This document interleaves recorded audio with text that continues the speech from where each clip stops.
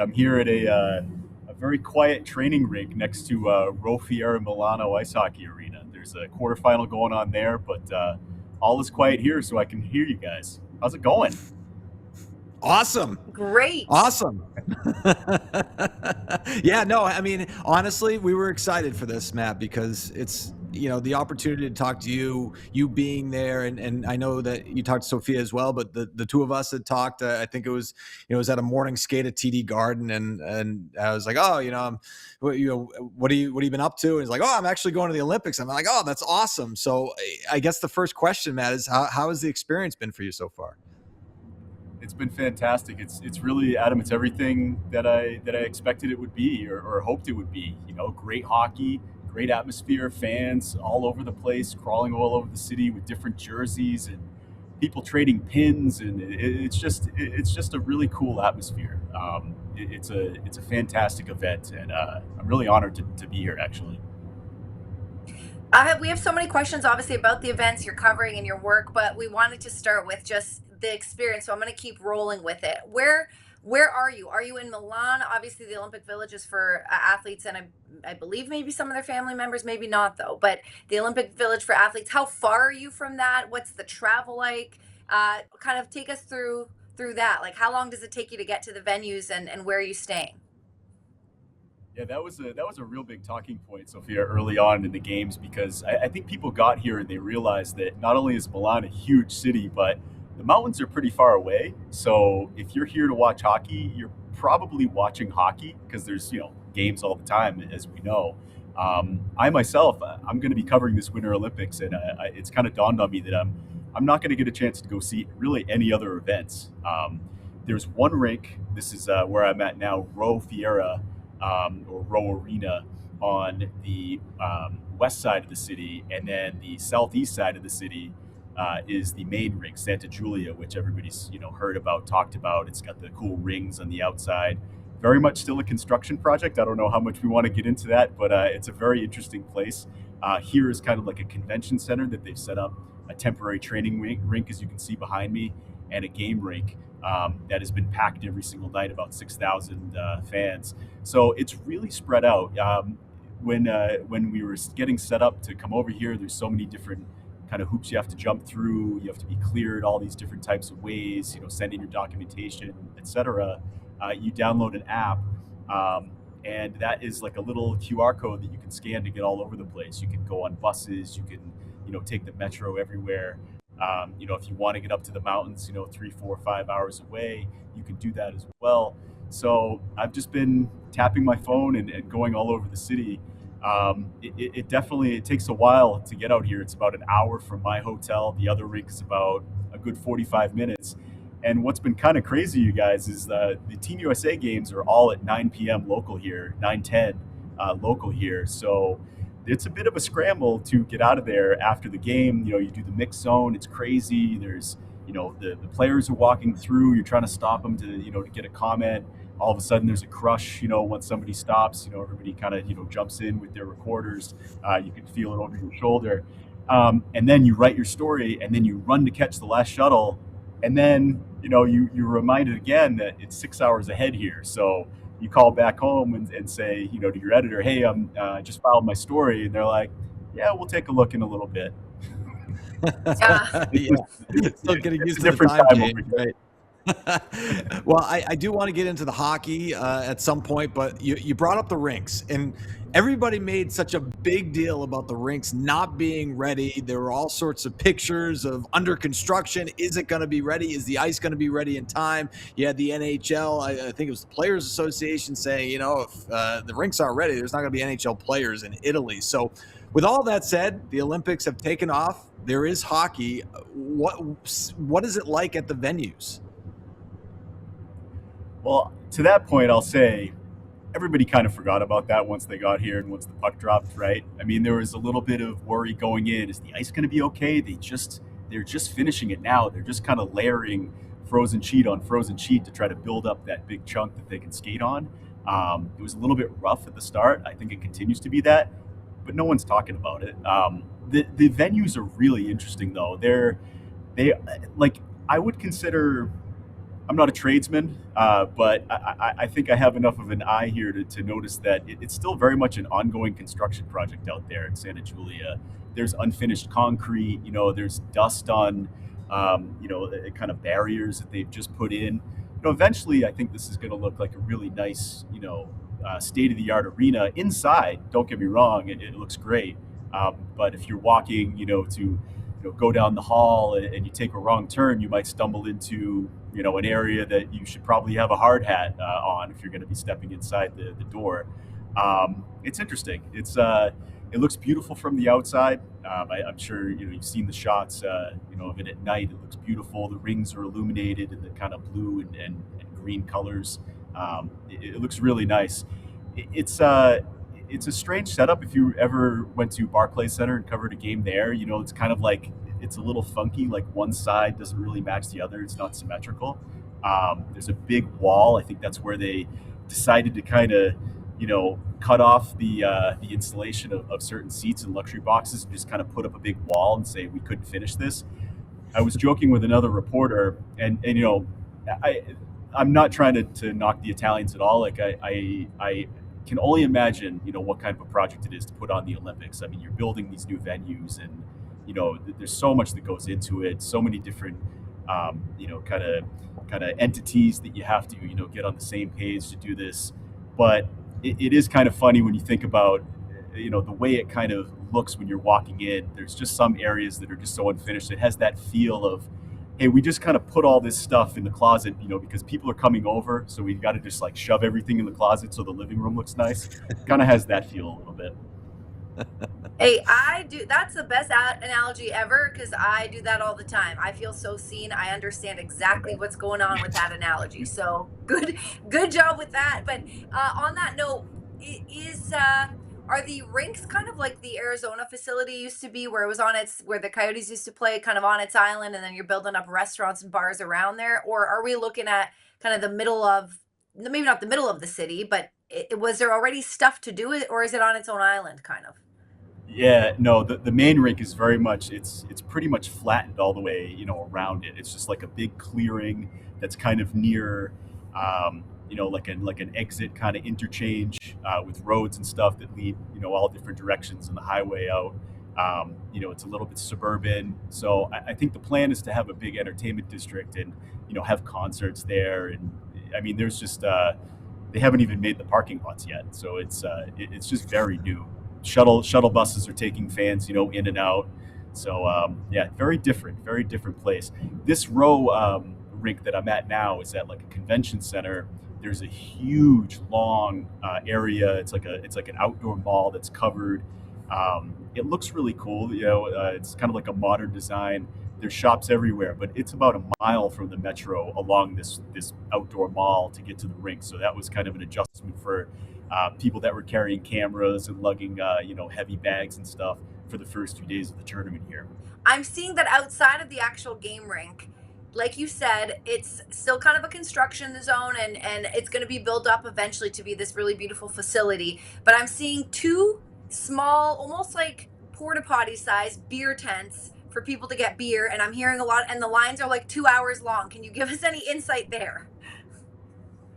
Not firsthand knowledge of waiting in those lines, but I know that it's a when in Rome kind of thing, or when in Milan, if you will. If that's the beer situation, that's the situation that you're going to have to deal with. So I will say I think they've been very, very busy. Really, the party is at there's some different parties all around town. The best party that I've heard about is at the Czech House. All these different, there's like a Team Norway house, a Team USA house. Some are private for the athletes, some are parties for the fans, and the Czech House is that way. So I know you can go watch the game. There's a big party there. Today they were cheering every single time David Pastrnak was shown on the screen. The Czech fans, I really got to give it up to them. They got hammered by Canada yesterday, but they were awesome. I wrote about it in the Boston Globe a little bit. They were jumping before the puck dropped. The stands were bouncing. They brought flags and they write their town's name on the flag in the white field of the Czech flag. It's just a really cool atmosphere. They really brought it. Fans have been fantastic this whole time. That's been like the coolest thing about this is just to see people show up and cheer for their countries. Yeah, you mentioned Canada taking care of business, Team USA taking care of business as well. Although Latvia, made it interesting, especially since a couple of goals got wiped off the board for the U.S. in that first period. But at the end of the day, they end up pulling away. What was your major takeaway from the U.S. win? From the U.S. win, it's funny. I asked Charlie McAvoy. I snagged him in the mix zone, right off the bat, and said, maybe it wasn't the start you guys wanted, and he didn't right cut me off, but he was definitely pushed back. He said, what do you mean? This is the Olympics. Things are going to be tight. We know that we're going to be in these close games, and there was no panic on the bench. There's no quit in our game. We know we're going to keep coming for 60 minutes, and we know what we're capable of doing. In his words. So no, Team USA, they're really good. I don't know if they're as good as Canada as far as what we've seen so far. Canada just looks like a wagon, and they brought it from the start of the game with that McDavid hit. In that game, just go right on from there. They were fantastic, but Team USA, the roster construction for me was what really struck me. There, a lot of people were talking going in, well, how can you bring JT Miller, Vincent Trocheck, Brock Nelson, guys like that when Cole Caulfield and Jason Robertson, are so good. This I think might be a dump and chase tournament, right? Where it's everybody's skilled and guys are going to try to beat guys one on one, but there's a lot of teams, Canada and the U.S. included, that are totally fine with dumping the puck in and trying to go get it back and then start the cycle game. And I thought when the U.S. was playing its best game last night against Latvia, that's what they were doing. They were letting their best puck handlers control in the cycle. And JT Miller, he was in the middle of everything. He had a really nice dish on that 2-0 goal that would have been, and that was called back. He was, obviously right there in the goaltender interference debate. We were reminded that the standard internationally is much different than the NHL. If you're in the crease, you got to get out. You can't hang out there like he did. But he's a guy that I thought made a little bit of an impact. Jack Hughes, really struggled in the Four Nations, but here he is. He's on the fourth line here, but he's been fantastic. And a guy like Brock Nelson, I think maybe if you're an Eastern Conference watcher, you're probably a little bit more aware of him, but maybe across the league doesn't get all the respect because he's played in the Islanders system. They haven't been the most flashy, exciting team to watch. Now he's out in Colorado. This dude can play. He's a really good player, and he showed it last night. But I think Team USA, the strength, goaltending, maybe we'll see Jeremy Swayman, get one of the split starts here coming up. I'm sure we'll talk about that, but they're a good team. I think if they wind up meeting Canada, it is going to be one to remember. I would be so annoyed if I was a Finnish athlete or a hockey player rather on the women's and men's side or Czech, and all I'm hearing about is Canada versus the U.S. because that's what a lot of people are talking about, and I know they're catching wind of that and maybe feeling a bit disrespected about, hey, we can play in the gold medal game too, but everyone's talking about Canada, U.S. in the gold medal. If that happens, how great it's going to be. That is going to be, I only bring that up just to pay respect to the other players who are very capable and could very well be in the gold medal game. But of course, we're in America and covering that, and everyone's hoping to see either for the semifinal or the final, it be Canada and the US. And I saw a really cool piece on Instagram about the ages of some of these players and how for the first time, other than the Four Nations tournament, but on the national stage, they get to represent their countries and the drive and the fire and the passion that they have. Only two players on Team Canada, between actually both teams, played in Sochi. So only two remaining. The rest are new to this. Have you felt that rivalry already, the vibe? And obviously they haven't seen each other, but just the hunger and the drive to be facing each other and to beat each other up, so to speak. Yeah, 100%. Yeah, you feel it from every player that you talk to. Some are a little cooler about it than the others, but you can just tell. I mean, everybody's here and just trying to soak it all in. I had a little bit of an interview the other day before everybody kind of swarmed. I got a few kind of questions one-on-one with Brad Marchand, and age 37, he's wanted this forever. I can think back to 2018. I was over there with the Bruins in China, sitting on a bus going through Beijing, right next to Brad, and talking to him about his career. I didn't really know him that well at the time, but you could just feel the passion in his words of how badly he wanted to represent his country. That was like the one thing that he hadn't really done. And then he doesn't get the chance at 18. He doesn't get the chance in 22. Now here he is at the end of his career. I know he signed until his early 40s in Florida, but he's just loving it. He's having a great time. They're going to different events. They went to speed skating the other day and watched Canada win a silver medal.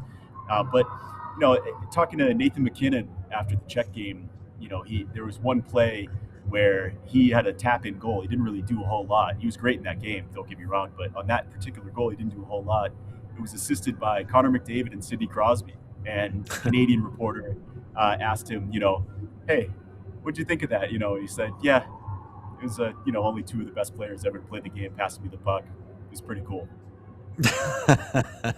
I'll tell you, man, seeing Team Canada, what they have up front, it's just ridiculous. As good as the U.S. roster is as a whole, the forward group by far and away for Team Canada is just lights out. But you mentioned the goaltending for Team USA, and that's something that we saw obviously in Four Nations last year with Connor Hellebuck, getting the call. Going into this tournament, though, and I understand the Jets are not having a good year, but Connor Hellebuck is a part of that Jets team. He had an injury. I understand that, but it wasn't as much of a slam dunk that he was going to be the guy. But in terms of the rest of the tournament moving forward, Jeremy Swayman was the backup. Is he going to get an opportunity to show that he can be the guy, or is he just going to get some reps in the event that Hellebuck can't go? I would lean more the latter, only because Hellebuck looks good. He feels good. He's, you can just tell he's locked in. Binnington, same way. I mean, gosh, I know we're talking about the U.S., but Binnington, big game guy. I mean, really, one shutout in 32 games with the Blues this year. Doesn't look good. They're struggling. He comes here and he looks fantastic. So something to watch there. But the fact that Jeremy is the number two is huge, because I don't think in this kind of tournament you can play three goalies. So they have the back-to-back coming up, in Denmark and Germany, and you'd think that they would split those starts. Mike Sullivan is, like most of the coaches here, I think all the coaches here, hasn't given us anything except for revealing a starter on game day. Canada won't even do that. They wait till the puck, near the puck drops. So I think he'll get some reps.